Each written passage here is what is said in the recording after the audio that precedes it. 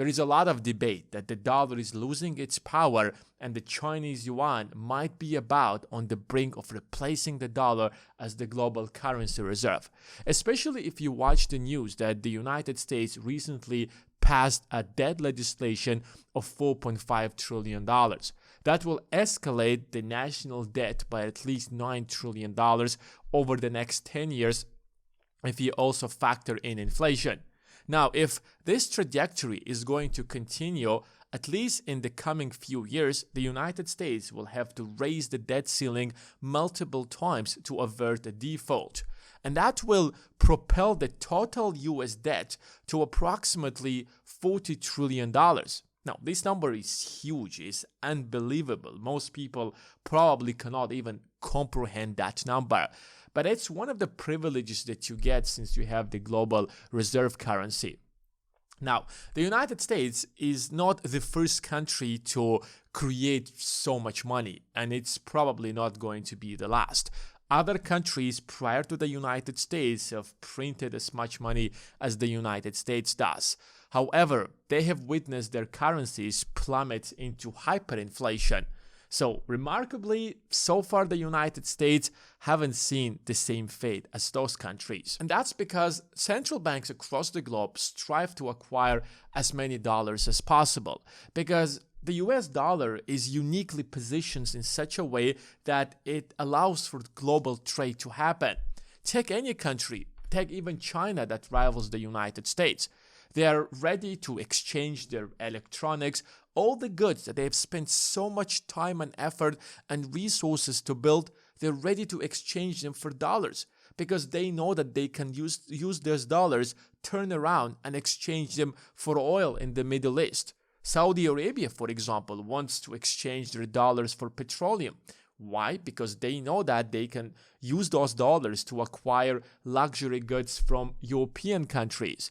And that's what makes the United States such a huge and gives it a unique position in the global commerce. This puts the United States in a very unique position because it makes it like literally the center of trade for the international trade. Countries without the United States dollar cannot possibly trade with each other. Trade is the backbone of prosperity.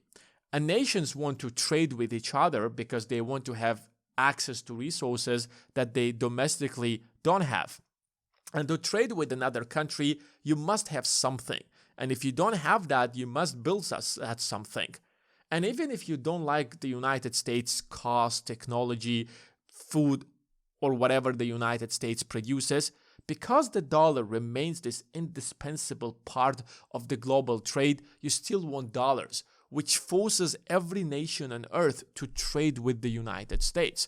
And as long as the global economy keeps growing, it will reflect on the United States and will force the United States economy to grow as well, since all of these countries will have to borrow US dollars to make sure that they trade between each other. And that will have a really positive implication on the US economy. And that's what makes it so different from any other country on the planet, including China. A lot of countries, they are on their path to economic prosperity, and they reach a certain point of growth where they become an advanced and a rich country, and then growth stagnates.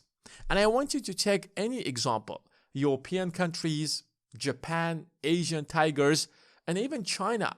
They have reached a point where they have become a wealthy country, and since then, growth have stagnated and they're not growing after that. But if a similar things would have happened to the United States can leverage borrowing to stimulate economic growth and lead that economy to keep growing.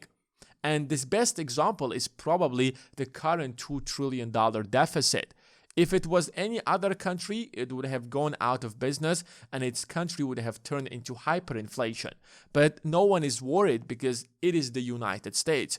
And that trade or the government deficit will continue to be as long as the US economy needs that growth to be at the top of the game. But that's exactly what is leading some people to worry about the dollar. Because on one side, we have this rise of China and the rise of the European countries. On the other side, we have this extravagant fiscal policy where no one for sure knows where this unlimited printing of money is getting us to. And that has spurred a lot of speculation that maybe the yuan is about to eclipse the dollar. However, let's stop for a moment and ask the most important question. What constitutes the prerequisites of obtaining the global reserve currency? What exactly do you need to achieve in order to have that status of a global currency reserve? The skyscrapers that China has built, or the bulletproof trains, or the mega projects do actually captivate attention.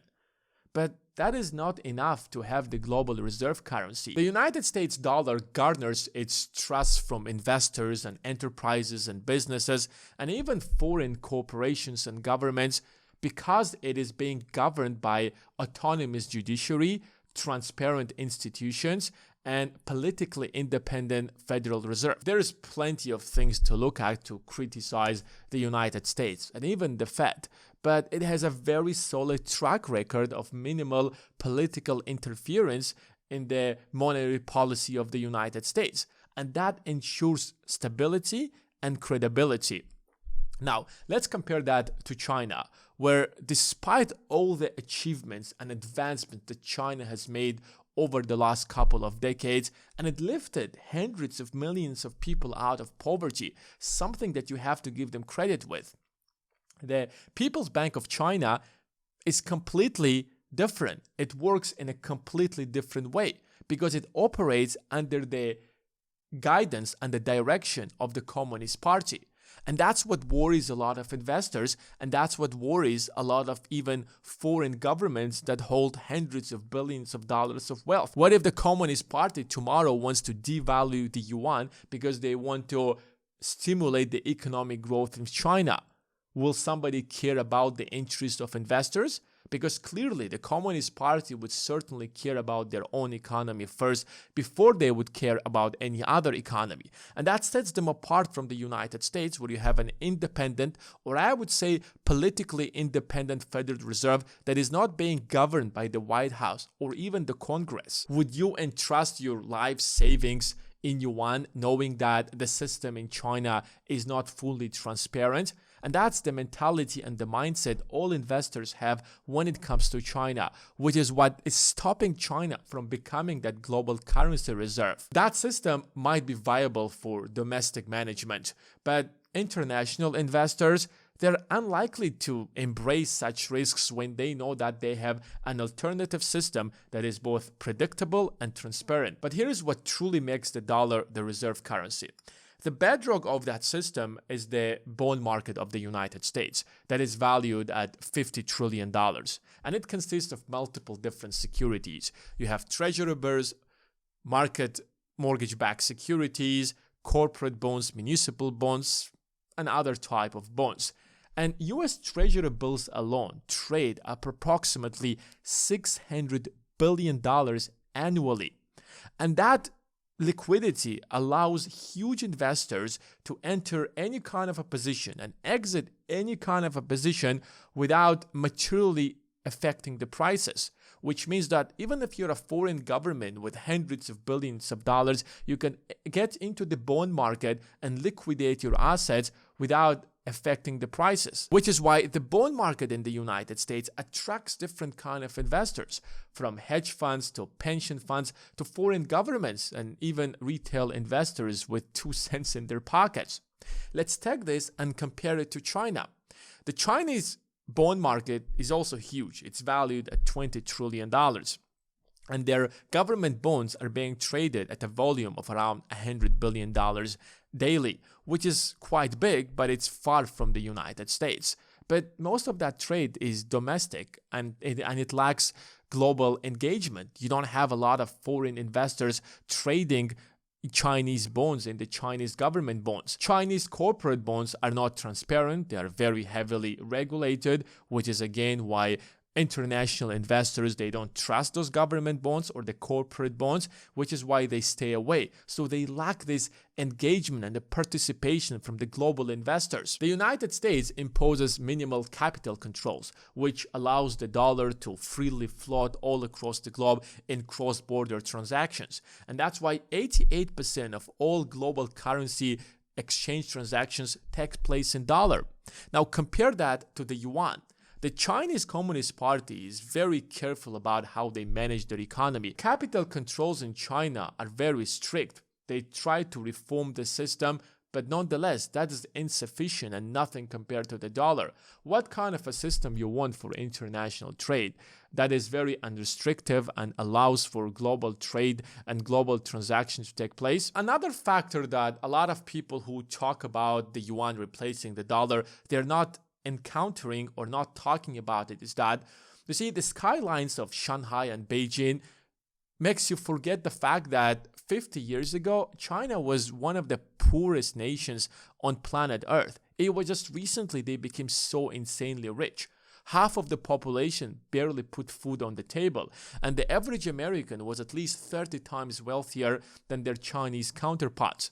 And even today, despite the fact that China has become the world's second largest economy, the GDP per capita in China is still a fraction of what is it in the United States. It's $13,000 in China and around $90,000 in the United States.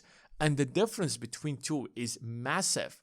And China in the 20th century went through a long list of catastrophes, a century of humiliation, a civil war, a pivot to communism, and a final pivot to capitalistic market.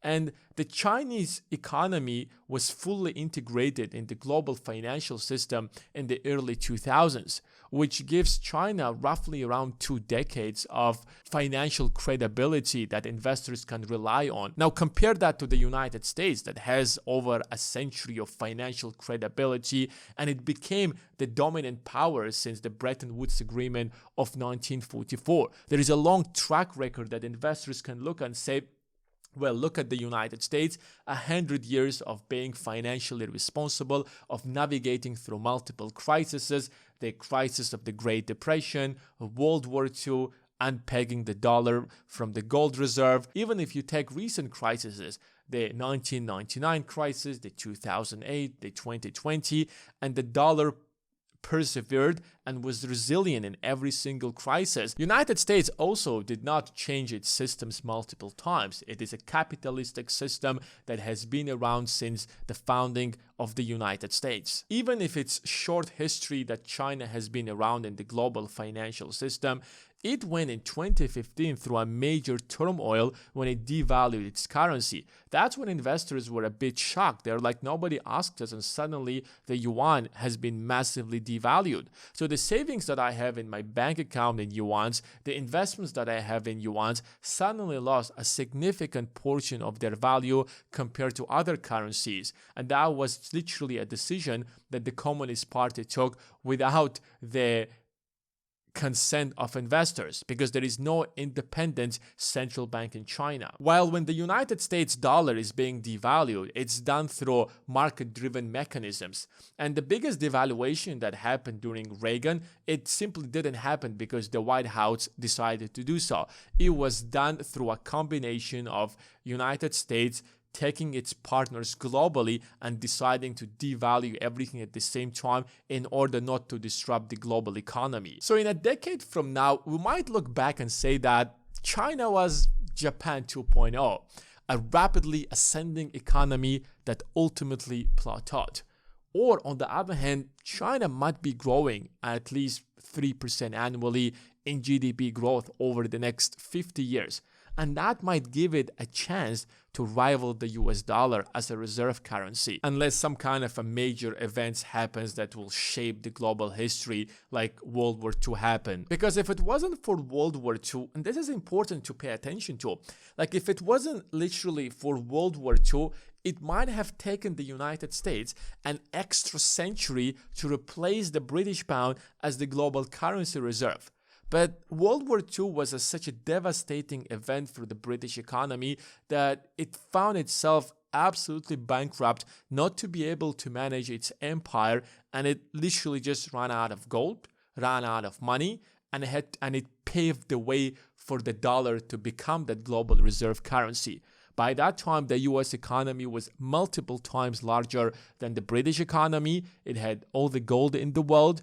It had all the manufacturing in the world, and it had the political power to do so. So replacing the dollar as the global currency reserve when we already have a system that works, that is functional, that everybody likes, because most nations have no idea if an alternative system is going to be better than the US system. Yes, there is a chance and a possibility that an alternative system might be better than the current system, but we know for a fact that the current system works, everybody is happy about it, and everybody is using it. And even China holds around $800 billion in treasury bills of the United States, and around $2 trillion in US dollars alone in their reserves, which tells us that even China wants the US global dominance, and China wants to use the dollar, or wants to keep the dollar as the global currency reserve for them to continue their economies. They're using the Chinese yuan in a lot of transactions. That is absolutely true, but they usually use it with countries that are significantly poorer than China, and they have no other option. When China is dealing with much wealthier nations, whether it's Singapore, rest of the Asian wealthy countries, or European countries, they're always dealing in US dollar because nobody would accept the Chinese yuan. So despite the political dysfunctions in the United States and occasional financial downgrades, let's call them like that, in the United States, the dollar still remains at the top of the game simply because there are no alternatives. Not a single country today can come up and stand besides the United States. So it's easier to talk about replacing the US dollar as the global currency reserve, but when it comes to action and meeting the exact same requirements, we don't see a single country that would even come close. And that means only one thing, that the United States economy will continue growing as long as the global economy keeps growing, because everybody is using the dollar. And that ensures the prosperity of the US economy, which in turn ensures the prosperity and the growth of the equity market in the United States, which is the stock market. It was the primary place where wealth was being created since 1944 in the world, or I would say even probably in the past century. And it will continue at least for the next 30 to 50 years. And if you want to capitalize that, maybe this is the time to start investing before it's too late. And if you want to join our academy and take the best advantage out of it, then there is a link in the description of this video that you can check out right now and find out more. That's it for today. Thanks for watching, and I'll see you in the next one.